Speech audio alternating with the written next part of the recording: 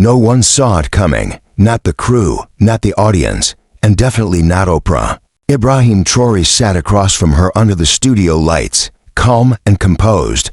When he spoke, he didn't raise his voice, he didn't point fingers, but the truth in his words stopped Oprah cold. And when she responded, it caught everyone off guard. Her voice cracked, her eyes welled up. What was meant to be a normal interview turned into one of the most emotional live moments of the year. It all began with a quiet phone call on a rainy Monday. Ibrahim, president of Burkina Faso's transitional government, was finishing his day when his assistant walked in. "Mr. President," she said, "Oprah Winfrey's team is on the line. They're inviting you to her show." He looked up, surprised. He knew who Oprah was, of course he did, but this wasn't his world. He wasn't drawn to flashy lights or celebrity cameras. "Why me?" he asked. "They say they've been following your leadership. They want to talk to the man behind the title." He paused, thought about it, then gave a short nod. "Tell them I'll come."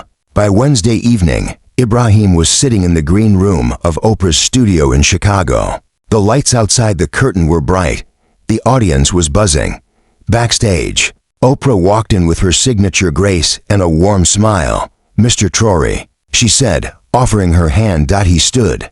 "And you," he replied, shaking her hand with quiet strength. But under the pleasantries, there was weight. Oprah had a reputation. She asked questions that got under the skin. And Ibrahim wasn't someone who danced around difficult truths. When the cameras started rolling, and they stepped onto the stage, both wore polite smiles, the kind you put on before a storm. Oprah began gently. Childhood, his journey, his dreams. For Burkina Faso, Ibrahim spoke with clarity and humility. His tone calm, every word deliberate. Then came the moment. Oprah leaned forward, her voice steady but piercing.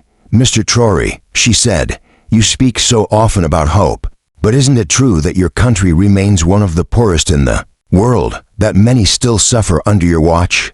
How do you explain that and still call yourself a leader?" The room fell silent. Not a whisper, not a cough, just breath held tight. What happened next changed everything. Gasps moved through the crowd like a wave. The air suddenly felt heavier. But Ibrahim didn't flinch. He met Oprah's eyes without hesitation, his own, calm and unwavering. And then, in a voice so quiet it made the silence louder, he said something no one expected.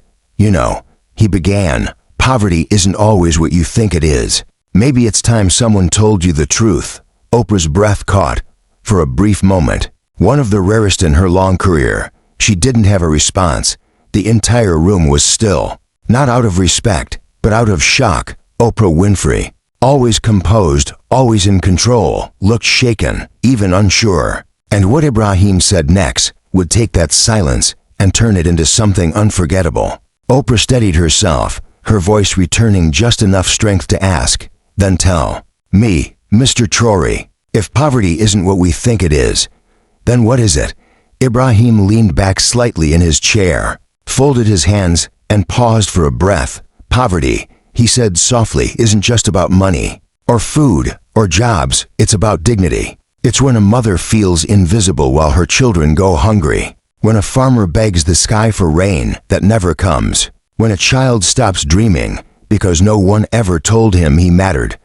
Oprah's lips parted, just slightly. His words didn't just answer the question, they stripped it down to the bone. Through all the lights and cameras, it was like he was speaking directly to her, one-on-one.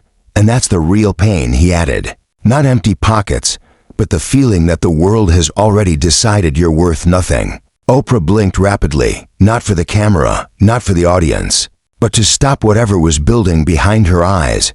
The audience shifted in their seats, still silent, still gripped. The pause that followed stretched longer than any segment producer would have liked, but no one moved to fill it. Oprah looked down for a moment, then raised her eyes again. They were shimmering now. She tried to speak. She started, but her voice cracked. She paused. Ibrahim waited, not pressing, just watching her with a kind, steady calm. And then she found her words. "I've interviewed presidents, kings, billionaires." Her voice was low, almost a whisper.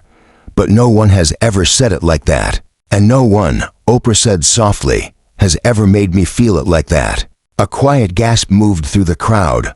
Oprah placed a hand on her chest as a tear traced its way down her cheek. I've spent my life telling stories, she whispered, but I think tonight, I'm learning one I never truly understood. Ibrahim reached for his glass of water, took a slow sip, then looked at her again. His voice was low, almost tender. It's never too late, he said, to start seeing people again. Oprah bowed her head, and something shifted in the studio. It started with a soft sniffle. A woman in the front row dabbed her eyes, then another, and somewhere toward the back, a quiet sob broke the stillness. The weight of Ibrahim's words, paired with Oprah's raw, unfiltered reaction, had opened something in that room.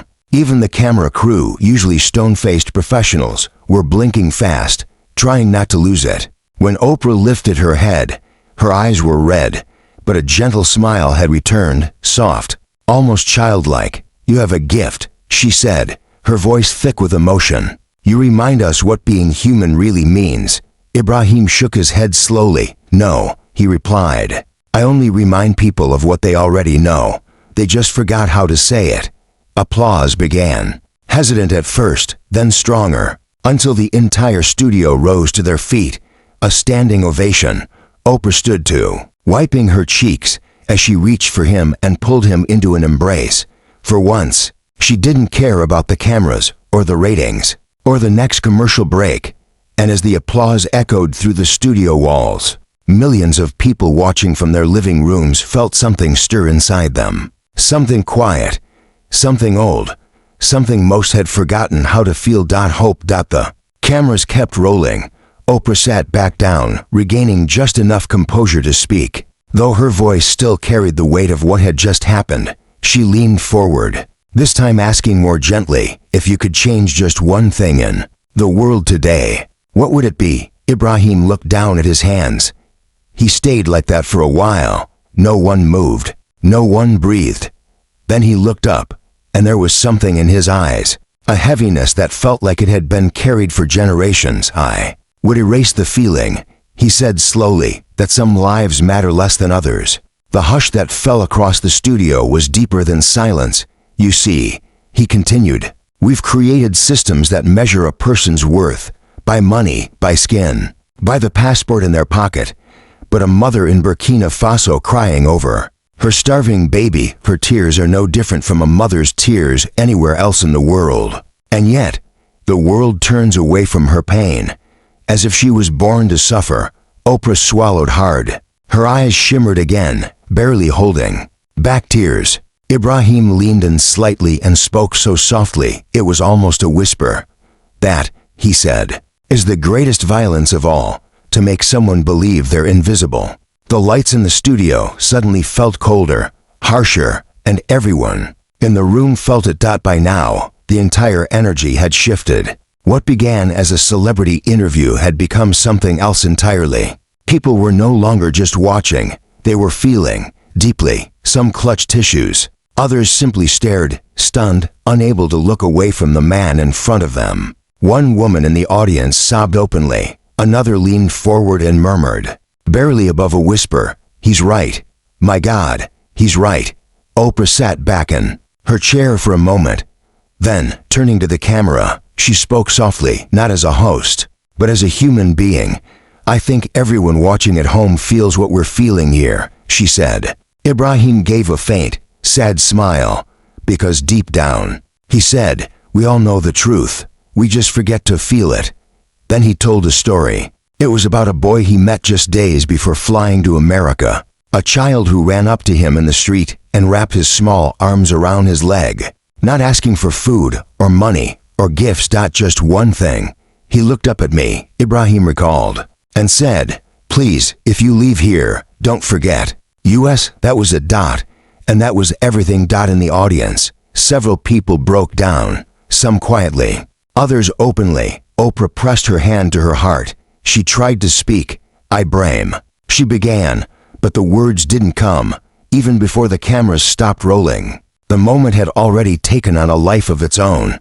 Clips from the interview were exploding online. Within minutes, the hashtag #DONTForgetUs was trending across Twitter, Instagram, and Facebook. Viewers all over the world began sharing their own stories of feeling unseen, unheard, forgotten. Stories of growing up poor, of being ignored, of longing for someone to notice them. On YouTube, the live comments were a blur of emotion. "I'm crying. Thank you for this. This hit me harder than I expected. Why does this hurt so much? Because it's real." Back in the studio, Oprah slowly stood and reached for Ibrahim's hand. "I don't know what to say," she said quietly, her voice unsteady, "but I promise I will not forget." Ibrahim rose with her, and for the first time that night, he smiled, not the sad kind, but a warm, hopeful one. "That," he said, "is all I could ever ask."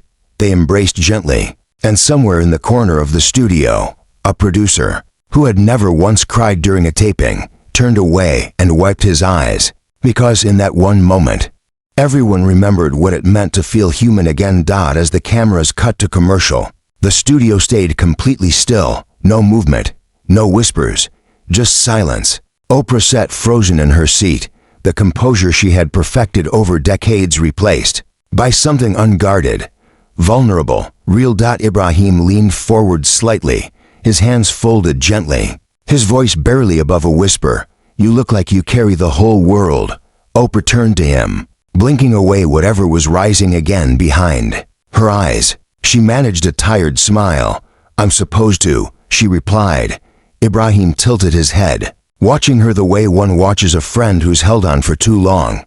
"But you weren't born to," he said softly. "You deserve to feel seen too."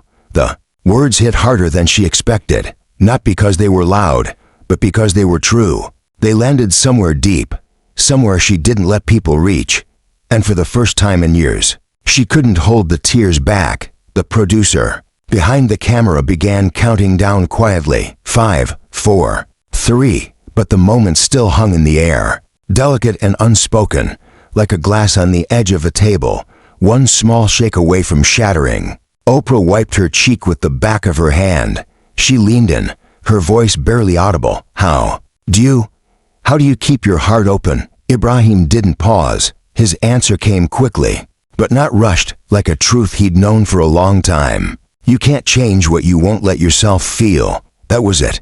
The line that would be replayed 1,000 times, shared, quoted, turned into captions, printed on posters, and whispered in quiet rooms. When the cameras came back on, the world wasn't just watching an interview anymore. They were watching something shift, in Oprah, in Ibrahim, and in themselves. Oprah took a breath, gathered herself, and asked, "Where does this come from? Were you always this way?" Ibrahim's eyes softened. He leaned back, looked up briefly, then returned her gaze. "I wasn't born wise," he said. "I was born in dust." And then he told another story, maybe the most personal one yet. He spoke of his mother, a woman who raised him in a small hut with a leaking roof and shelves that often sat empty. At night, when he couldn't sleep from the hunger, she would hold him and whisper, "My son, we may have nothing in our hands, but don't ever let your heart become empty." The room was still again. Ibrahim looked down for a moment before continuing. "I remember waking up one morning when I was 5, he said. "I saw her boiling stones in a pot, not food, just stones. She wanted the sound to trick my stomach, to stop the pain." His voice cracked for the first time, and that single break carried more than words ever could. "I asked her why she didn't cry." He swallowed. "She said, 'If I cry, who will teach you to hope?'" Oprah put her hand over her mouth. The entire studio had gone silent again, except for the sound of quiet weeping from the audience. Even those watching behind the glass weren't immune. Ibrahim looked up, and with a quiet steadiness, added, "Pain can make you bitter, or it can make you better, but you have to choose." The audience didn't clap. They couldn't. They were to move to even try. Outside the studio, the world was already watching, not hours later, but in real time. Clips of the interview were going viral before the episode even finished airing. The hashtags quickly overtook the trending charts worldwide. Hashtag better not bitter and hashtag DONTForgetUs. One viewer wrote, I've never cried watching an interview before. This man speaks for all of us who've ever felt invisible. Another posted, Ibrahim Traoré just changed my life with one sentence.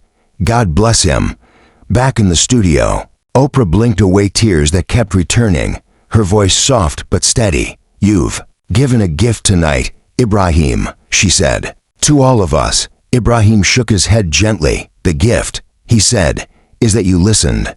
Then, quietly, he reached into his jacket pocket and pulled out a small, folded photograph. Worn at the edges, he placed it gently on the table between them. It was a picture of his mother, holding him as a child, her arms wrapped tight around a dusty, smiling boy. She'd want me to remind you, he said softly, that no matter how much you carry, you're not alone. Oprah picked up the photo with trembling hands, and the tears came freely now. In front of her, around her, the audience stood again, this time without waiting. The longest, most emotional ovation of the night filled the air.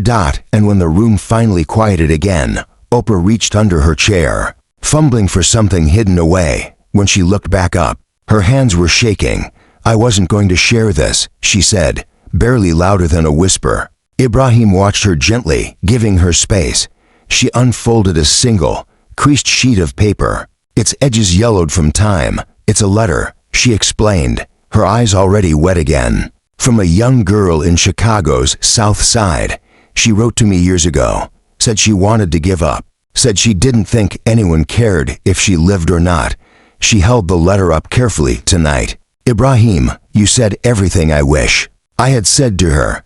Ibrahim leaned forward and took the letter in his hands, reading it in silence for a few seconds. When he looked back up, his eyes were clear, his voice steady. She's still here, he said. Oprah gasped. Her hand flew to her mouth. Yes, he continued, because when even one soul dares to see her, she finds the courage to stay. The room was silent again, not because there was nothing to say, but because no words could hold the weight of what had just happened. Then, quietly, a studio staffer stepped forward and slipped Oprah a note. She unfolded it with shaking fingers. Read it. And broke. The note said, she just tweeted, I just watched this, and I'm still here. Thank you. The broadcast was supposed to end 5 minutes earlier, but no one dared to call it. The cameras kept rolling. Oprah leaned over and whispered something to her producer.